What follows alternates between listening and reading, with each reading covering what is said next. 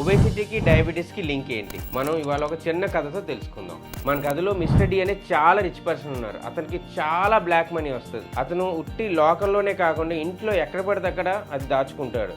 Bed కింద, sofa కింద, roof పైన. అయితే సడన్ గా ఒకసారి ఇన్కమ్ ట్యాక్స్ రైడ్ అవుతుంది. తన కరప్షన్ అంతా బయటపడుతుంది. ఈ కథకి మన దానికి రిలవెన్స్ ఏంటంటే, మన బాడీలో ఎక్సెస్ ఎనర్జీ ఎలా స్టోర్ అవుతుంది? ఎక్సెస్ ఎనర్జీ మనం తినే ఆహారం వల్ల వస్తుంది. అది మన ఫ్యాట్ సెల్స్ లో స్టోర్ అవుతుంది. అయితే ఫ్యాట్ సెల్స్ లో స్టోర్ చేయలేనంత ఫ్యాట్ ఉన్నప్పుడు mister D excess black money ఎక్కడ పడితే అక్కడ దాచాడు కదండి. అలాగే అది వేరే ప్లేసెస్ చూసుకుంటది. అది కామన్ గా లివర్, ప్యాంక్రియాస్, కొన్నిసార్లు మజిల్ కూడా.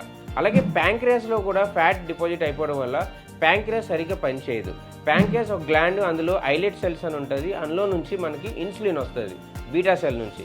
ఈ ఫ్యాట్ డిపాజిట్ అవడం వల్ల ఆ బీటా సెల్ సరిగా పనిచేయదు అండ్ ఇన్సులిన్ సరిగా రిలీజ్ అవ్వకపోవడం వల్ల మనకి డయాబెటీస్ వస్తుంది. కొన్నిసార్లు ఎక్స్ట్రా ఫ్యాట్ మజిల్ సెల్లో డిపాజిట్ అయిపోవడం వల్ల కూడా ఇన్సులిన్ రెసిస్టెన్స్ వస్తుంది. అయితే మీకు ఒబేసిటీకి డయాబెటీస్కి లింక్ అర్థమైంది కదండి. అయితే ఇది సిచ్యువేషన్లో ఎక్సర్సైజ్ అండ్ మన ఎనర్జీ నెగిటివ్ బ్యాలెన్స్లోకి వెళ్తే కొన్నిసార్లు ఇది రివర్సిబుల్ కూడా అవుతుంది. డయాబెటీస్ వచ్చిన డయాబెటీస్ కూడా రెమిషన్కి వెళ్ళే ఛాన్స్ ఉంటుంది.